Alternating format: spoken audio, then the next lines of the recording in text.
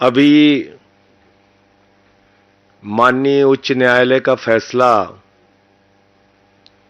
अरविंद केजरीवाल जी के मामले में आया है, लेकिन जैसा पिछले कई दिनों से लगातार मैं कह रहा हूं, मैं फिर उस बात को दोहरा रहा हूं पूरी मजबूती के साथ और जिम्मेदारी के साथ कि ये पूरा का पूरा मामला भारत की राजनीति में आजादी के बाद से लेके सबसे बड़ा राजनीतिक षड्यंत्र है। एक गहरी साजिश के तहत यह मामला बनाया गया है और इस मामले के पीछे किसी घोटाले की जांच का मकसद नहीं है। दिल्ली की प्रचंड बहुमत से चुनी हुई अरविंद केजरीवाल को गिराने और खत्म करने का मकसद है। पंजाब की प्रचंड बहुमत से चुनी हुई सरकार को गिराने और खत्म करने का मकसद है। आम आदमी पार्टी की बढ़ती हुई ख्याति को और राष्ट्रीय पार्टी का दर्जा 10 वर्षों में हासिल करने की उपलब्धि को खत्म करने की कोशिश है। क्योंकि शराब घोटाला तो भारतीय जनता पार्टी ने किया है, वहां तो मनी ट्रेल मिल गया, 60 करोड़ का मनी ट्रेल मिल गया, लेकिन कोई कार्रवाई अब तक भारतीय जनता पार्टी के नेताओं पर नहीं हुई। और अरविंद केजरीवाल जी के मामले में झूठे गवाह तैयार किए जाते हैं, बेबुनियाद आरोप लगाए जाते हैं। 10-10 गवाहों के 10-10 बयानों को छिपाकर षड्यंत्र के तहत 2 ही बयान कोर्ट के सामने लाए जाते हैं। 10 बयानों में से 8 बयान छिपाकर मात्र 2 बयान कोर्ट के सामने लाए जाते हैं। और मैं फिर से दोहरा रहा हूं, मगुंटा रेड्डी, राघव रेड्डी के 10 बयान थे। अंतिम 2 बयान में जैसे ही उन्होंने केजरीवाल जी का नाम लिया, तुरंत उसके बेटे को बेल मिल जाती है। और मंगुंटा रेड्डी कौन है? आज की तारीख में वो एनडीए का प्रत्याशी है। आंध्र प्रदेश में नरेंद्र मोदी जी की तस्वीर लगा के वोट मांग रहा है, जिसके ऊपर भारतीय जनता पार्टी और ईडी ने शराब घोटाले का आरोप लगाकर उसकी जांच शुरू की थी। आज वो कैसे मोदी की तस्वीर लगा के वोट मांग रहा है? मुझे जवाब दो भारतीय जनता पार्टी के लोगों। शरद रेड्डी, 12 बयान उसके लिए जाते हैं अरविंद केजरीवाल जी के बारे में, एक शब्द नहीं बोलता। अंतिम 2 बयान में बोलता है, 10 बयान में नहीं बोलता। और जैसे ही 2 बयान में वो नाम लेता है केजरीवाल जी का, उसको तुरंत बेल मिल जाती है और वो छूट जाता है कमर दर्द के नाम पे। ये राजनीतिक षड्यंत्र नहीं तो और क्या है? चंदन रेड्डी नाम के एक गवाह का कान का पर्दा फाड़ दिया गया, हाई कोर्ट में उसने अपील की। समीर महेंद्रू पे दबाव बनाया गया, अरुण पिल्लई पे दबाव बनाया गया, गवाहों को डराया गया, धमकाया गया। और तब यह पूरा मामला केजरीवाल जी के खिलाफ तैयार किया गया। मैं पूछना चाहता हूं भारतीय जनता पार्टी के लोगों से, मैं पूछना चाहता हूं हिंदुस्तान की राजनीति में आजादी के बाद से लेकर अब तक की सबसे भ्रष्ट पार्टी भारतीय जनता पार्टी से और बीजेपी की सरकार से, क्या आप मुझे जरा बताइए कि जब 60 करोड़ का सीधा मनी ट्रेल तुम्हारे खिलाफ मिल गया तो तुम्हारे नेताओं से पूछताछ ईडी और सीबीआई क्यों नहीं कर रही? क्यों नहीं अब तक एलजी ने चिट्ठी लिखी, जांच की? क्या कारण है कि इलेक्टोरल बॉन्ड में इतना हजारों करोड़ का घोटाला सामने आने के बावजूद, जिस कंपनी का मुनाफा 0 है, जिस कंपनी का मुनाफा घाटे में है, मुनाफा तो छोड़िए, जो कंपनी घाटे में चल रही है वो सैकड़ों हजारों करोड़ रुपए आपको चंदा दे रही है, जो फर्जी कंपनियां कागजों में बनी हैं वो सैकड़ों हजारों करोड़ रुपए भारतीय जनता पार्टी को चंदा दे रही हैं। कहां income tax department, CBI, ED क्यों नहीं जांच करती भारतीय जनता पार्टी के नेताओं की? क्यों नहीं पूछताछ होती उनकी? क्यों नहीं गिरफ्तारी होती नहीं उनकी? क्यों नहीं छापे पड़ते उनके यहां? तो इसलिए मैं फिर दोहरा रहा हूं कि यह पूरा का पूरा मामला एक गहरी राजनीतिक साजिश के तहत अरविंद केजरीवाल जी के खिलाफ बनाया गया है। और जो बयान केजरीवाल जी के पक्ष में थे, वो बयान ईडी ने जानबूझकर भारतीय जनता पार्टी और सरकार के इशारे पर राजनीतिक साजिश के तहत कोर्ट के सामने रखा ही नहीं बयान। तो जब सारे साक्ष्य आप कोर्ट के सामने नहीं रखेंगे तो कैसे न्याय मिलेगा? उस काम में हमारे जो केजरीवाल साहब के वकील हैं वो लगे हुए हैं और लगातार न्यायालय इस बात को देख रहा है। वकील सारे कागजात के इंस्पेक्शन कर रहे हैं। मुझे पूरी उम्मीद है कि माननीय सर्वोच्च न्यायालय से जल्द ही अरविंद केजरीवाल जी को न्याय मिलेगा। क्योंकि देखिए, न्याय की प्रक्रिया है और न्यायिक प्रक्रिया में कई बार विलंब होता है। पीएमएलए एक्ट में बहुत सारी जटिलताएं हैं, जिसमें जमानत मिलने के प्रावधान कठिन है, मुश्किल है। और उसके साथ जब आप साक्ष्य ही पूरे नहीं रखेंगे तो कोर्ट के सामने पूरी बात आ नहीं रही है। 20,000 पन्ने अनरिलाइड डॉक्यूमेंट में रखे गए हैं। मैं सभी पत्रकार मित्रों को बताना चाहता हूं, ईडी ने 20,000 पन्ने अनरिलाइड अपॉन डॉक्यूमेंट में रखे हैं, यानी कि 20,000 कागजात छिपाए गए हैं, यानी कि 20,000 कागजात ईडी कह रही है इस पे हमें भरोसा नहीं है। जबकि सेक्शन 50 पीएमएलए में तो आप झूठा बयान ले ही नहीं सकते। सबसे पहले बताया जाता है सेक्शन 50 पीएमएलए में कि देखो भाई, झूठी गवाही दोगे तो तुम्हारे खिलाफ कार्रवाई होगी। तो किसके खिलाफ कार्रवाई की? अगर 8 बयान किसी आदमी ने दिए और केजरीवाल जी का नाम नहीं लिया, और अचानक जैसे उसने केजरीवाल जी का नाम लिया उसको बेल मिल जा रही है, तो वो 8 बयान झूठे तो है नहीं, क्योंकि वो सेक्शन 50 में दर्ज है। उसको आपने क्यों छिपा लिया? 12 बयान शरद रेड्डी के होते हैं, और आप बताइए, शरद रेड्डी 10 नवंबर को अरेस्ट हो रहा है और 15 नवंबर को बीजेपी को 5 करोड़ की रिश्वत दे रहा है, और अपनी गिरफ्तारी से लेकर रिहाई तक 55 करोड़ रुपए की रिश्वत बीजेपी को दे रहा है। उसकी जांच नहीं होगी। तो इसलिए हमें पूरी उम्मीद है कि माननीय सर्वोच्च न्यायालय के समक्ष जब सारे तथ्य, सारे सबूत, गवाहों के सारे बयान जो छिपाए गए हैं वो बयान भी, और उसकी सच्चाई जब माननीय सर्वोच्च न्यायालय के सामने आएगी तो अरविंद केजरीवाल जी को राहत मिलेगी। वो पूरी तरह से निर्दोष साबित होंगे और वो जल्द ही बाहर आएंगे। ये हमारा भरोसा है, यकीन है। गवाहों को मार पीट के बयान लिए गए हैं, ये ऑन रिकॉर्ड चीजें हैं। हाई कोर्ट तक में उन लोगों ने अपील की है। ये ऑन रिकॉर्ड चीजें हैं, ये कुछ छिपी नहीं है।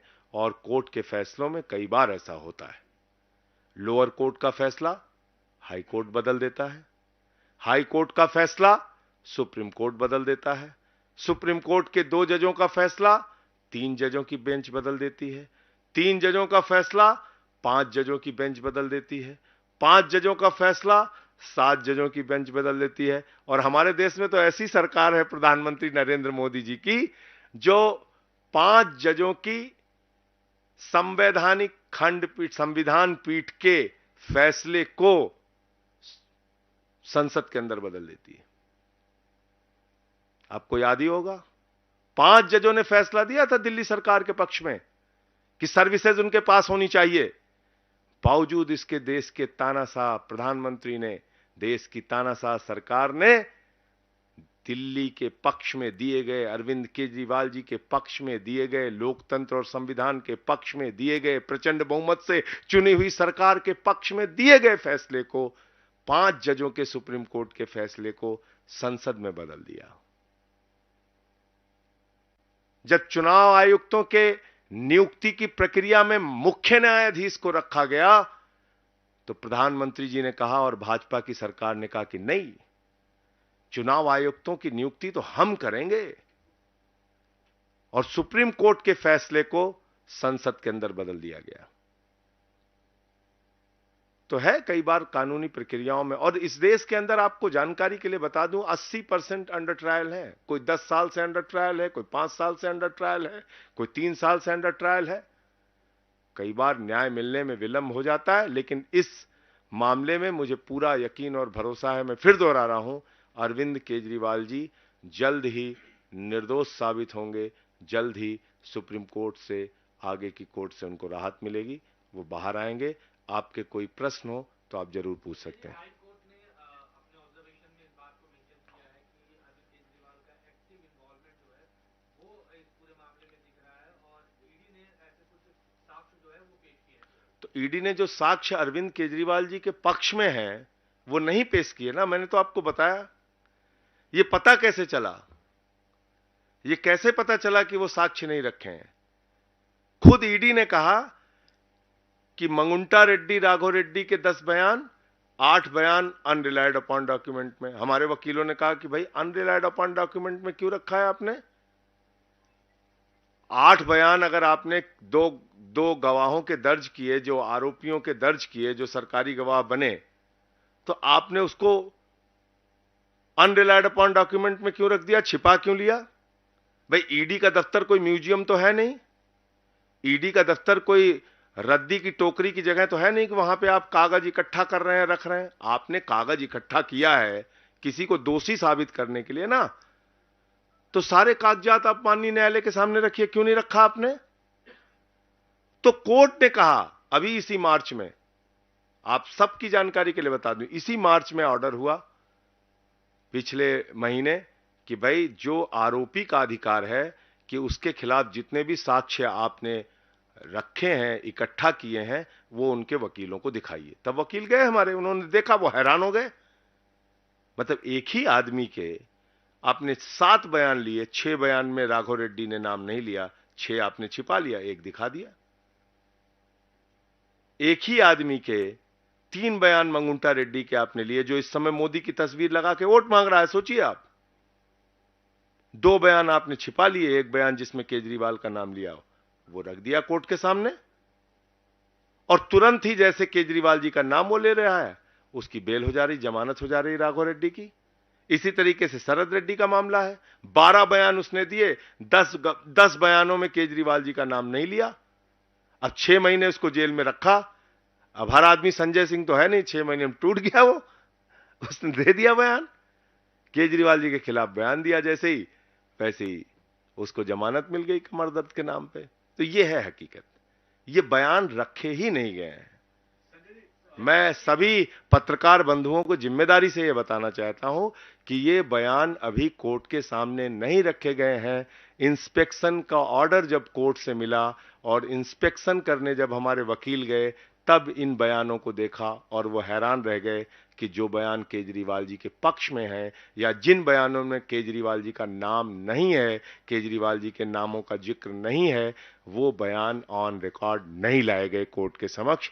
यही है गहरी राजनीतिक साजिश। संजय जी, आपने शुरू में कहा कि पंजाब सरकार को तोड़ने की षड्यंत्र, कैसे?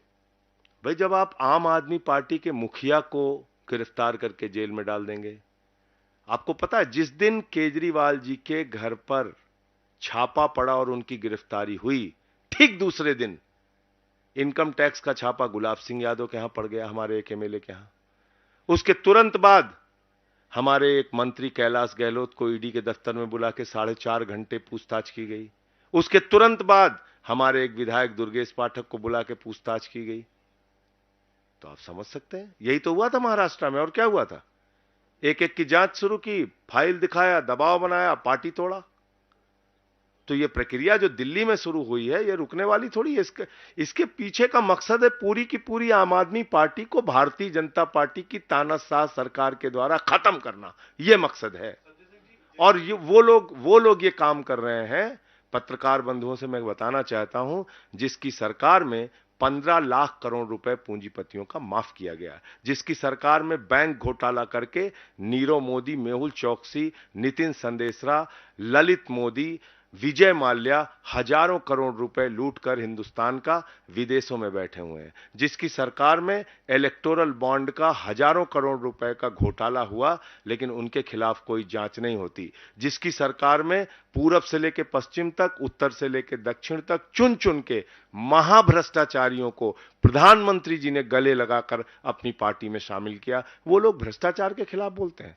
मैं तो बार बार इस बात को कह रहा हूं कि भ्रष्टाचार के खिलाफ बीजेपी बोलती है तो लगता है ओसामा बिन लादेन और डाकू गब्बर सिंह अहिंसा पे उपदेश दे रहे हैं। संजय जी, जिस लिकर पॉलिसी के तहत अरविंद केजरीवाल जी के ऊपर कार्रवाई हुई है, वैसे ही कह रहे हैं कि पंजाब में भी वही लिकर पॉलिसी जो है अप्लाई की गई है और पंजाब में भी वैसी एक बार जो है जांच ईडी द्वारा होनी चाहिए। किस बात की जांच करेंगे आप? जबरदस्ती जांच करेंगे?